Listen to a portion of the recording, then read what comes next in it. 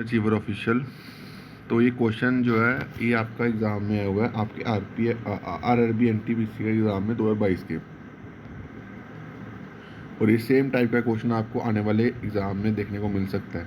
ठीक है, तो इस क्वेश्चन को अच्छे से समझना। ठीक है, क्या चीज़ है, क्या कंसेप्ट है, वो मैं समझाऊंगा।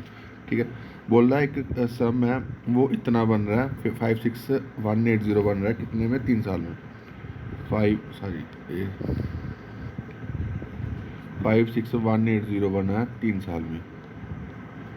ठीक है, और 59550.80 इतना बन रहा है कितने, 2 साल, सॉरी मैंने उल्टा लिख दिया, ये 3 साल वाला है, ऊपर वाला 2 साल वाला है।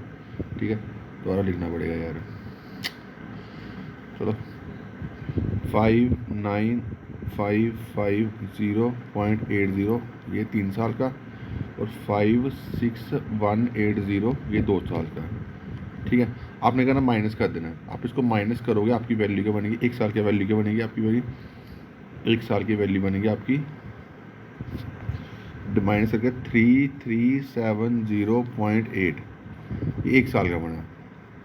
ठीक है, तो अब आपने करना है, अब आपको 2 साल का सम आपको दिया है ना, 2 साल में पुट कर लो या 3 साल में पुट कर लो। मैं सबसे छोटा 2 साल वाला है ना, तो उसमें पुट करता हूँ। अब जो ये आपका इंटरेस्ट आ गया 3370.8 आया ना, 0.8 अपॉन ये है 56180 इंटू 100। हमने क्यों करा, क्योंकि हमने रेट निकालना था। ठीक है, ये आ गया इंटरेस्ट, ये आ गया प्रिंसिपल। ठीक है, इंटू 100 कर दिया, तो ये पॉइंट जो है ये यहाँ पे 0 आएगा। ठीक है, तो ये 2 जीरो से 2 जीरो कैंसिल हो गया। ठीक है, अब देखो, अब यहाँ पे यूनिट इज कंसेप्ट अब समझ लेना, यहाँ पे आपके लिए ईजी हो जाएगा। ठीक है, जैसे ये कैली वैल्यू क्या बनी, 3370.8 अपॉन ये वैल्यू थी 5618। ठीक है, अब यूनिट इज कंसेप्ट क्या कहता है, क्योंकि इससे आपको डिवाइड करना होगा। यूनिट इज कंसेप्ट आपको पता होगा, तो क्या करता है, लास्ट नंबर देखना आपने, लास्ट नंबर ये 8 है, यहाँ पे 8 है। अब 8 के टेबल में 8 कब आता है, 8 के टेबल में 8 सिर्फ एक ही नंबर में आता है, जब आप 6 से मल्टीप्लाई करते हो। तो इस वैल्यू को जब आप 6 से मल्टीप्लाई करोगे ना, 5618 को 6 से, तो ये आपकी ये वैल्यू बनेगी। तो आपका यानी रेट हमारे पास क्या आ गया, 6%। ठीक है, जो हमारा इंटरेस्ट निकला और जो हमने प्रिंसिपल दिया 2 साल का, उससे डिवाइड करा इंटू 100 से हमारा रेट निकल गया। ठीक है, अब रेट निकल गया तो आगे क्वेश्चन खत्म हो गया। अब 2 साल का रेट, हम अगर रेट 6% पे रेट हो तो क्या होगा, 6% की वैल्यू कितनी होगी, 3/50। तो वैल्यू क्या बनी, 50 से 53, 50 से 53। ठीक है, ये आपकी 2500 आया पहला का, और दूसरा वैल्यू ये 2809।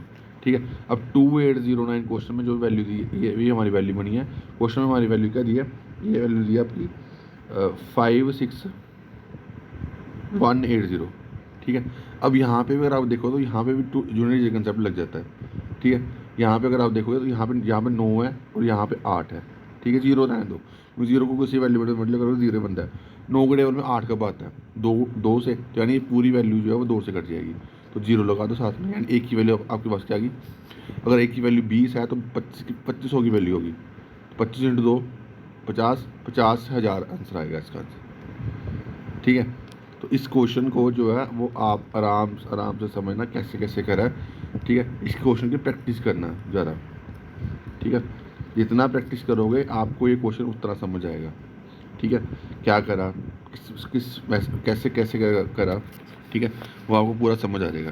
ठीक है, तो बाकी अभी के लिए इतना ही। ऐसे और भी क्वेश्चन जो अच्छे अच्छे क्वेश्चन मिलेंगे, मैं आपको छोटे छोटे लेक्चर बना दूँगा ताकि आपको बेनिफिट मिले।